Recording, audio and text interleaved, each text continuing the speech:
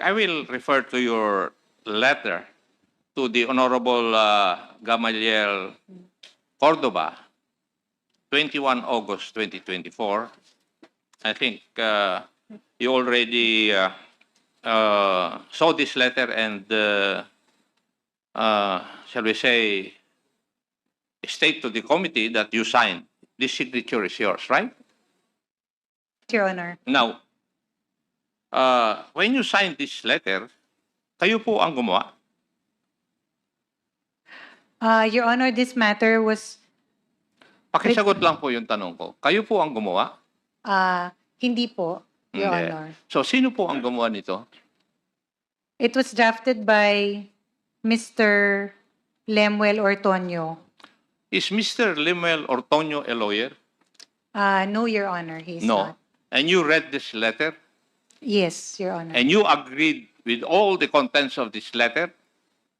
That was our position, Your Honor. It was a shared. No. Yes. You answer my Yes. question. Now, may I ask, can you explain to me that what the when we investigate the use of confidential funds of the Office of the Vice President and the Department of Education, you are of the position that the subject subpoena violates the constitutional principle of separation of powers? Could you please educate me? How did we violate the principle of separation of powers? Nandito po sa sulat po ninyo, pinirmahan ninyo. Your Honor, may I read the letter in Yes. toto? Yes. For the record, it says, the principle of separation of powers is violated when one branch of government unduly encroaches in the domain of another. Jurisprudence provides that there are only two ways to violate the subject principle, namely, by impermissible interference with another department's performance and by assumption of another department's functions. Here, it is clear that the subpoena was not issued in aid of legislation and thus exceeds the legislative power of inquiry, and its issuance impermissibly interferes with the exclusive functions of the Commission on Audit and infringes upon the independence of the Commission. And then, first, Congress has no power to participate or otherwise take part in any audit process.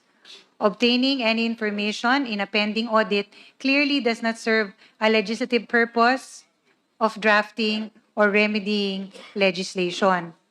Second, the audit decisions which the committee seeks to obtain are in cases still pending adjudication and therefore not final, not conclusive, and cannot be used as a fair, accurate, or intelligent basis for legislation. Third, COA has already published its annual audit reports for fiscal year 2022 and 2023, which are specifically intended to aid the executive and legislative departments in crafting responsive laws and regulations. Fourth, the only purpose mentioned is to expose to the public the use of confidential funds by the offices headed by the Vice President and purportedly whether such use follow the guidelines. During the subject hearing, Representative Castro stated, since hindi po pwedeng sabihin dito yung findings, yung report o yung anumang observations ng COA, ang mga taong bayan po interesado dito sa confidential funds at kung paano ito ginamit, kung ito po ba ay sumunod dun sa guidelines. Also, as reported in the media, Representative Castro has been known to say that the Vice President has not yet satisfactorily explained the OVP spending of confidential funds in 2022. She added that the VP still has yet to account how she spent the said funds in 2023 and that she is not off the hook yet. End of quote. This is not related to any legislative purpose. There is no congressional power to expose for the sake of exposure.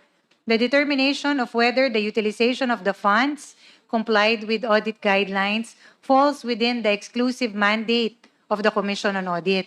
It cannot be overemphasized that COA has the exclusive power, authority, and duty to examine, audit, and settle all accounts pertaining to the revenue and receipts of, and expenditures or uses of funds and property.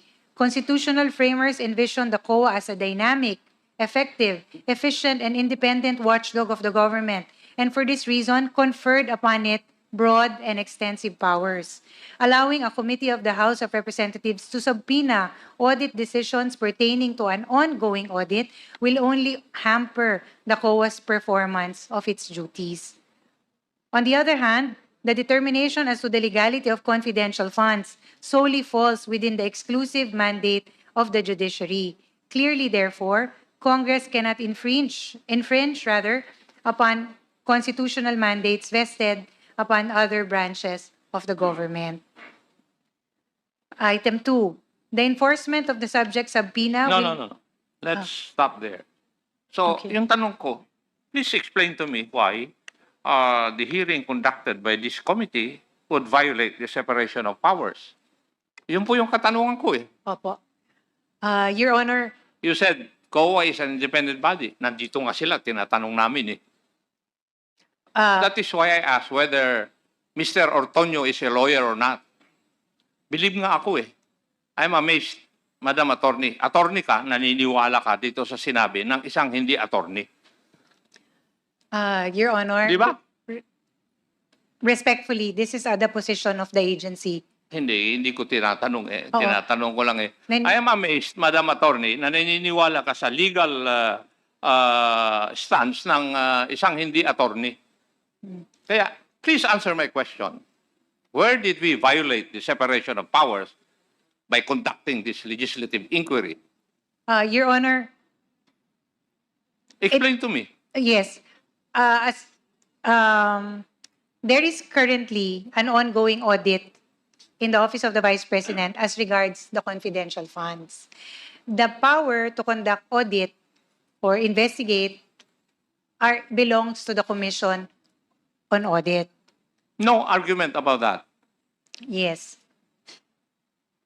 That is why, Your Honor, we feel it is our position that given that the audit is still ongoing, it is not final, it is not yet conclusive, the release of said documents or information infringes on the right of the Commission on Audit to conduct a full-scale investigation, given that it is still pending. So that is our position, Your Honor. It is simply that. It is a request that we made to the Commission on Audit. It does not in any way, Your Honor, mean that we do not recognize the power of the Congress to conduct in aid of legislation. It's just the timing, because the audit is still being undertaken and it's not final and still not conclusive, Your Honor. Respectfully. Chairman,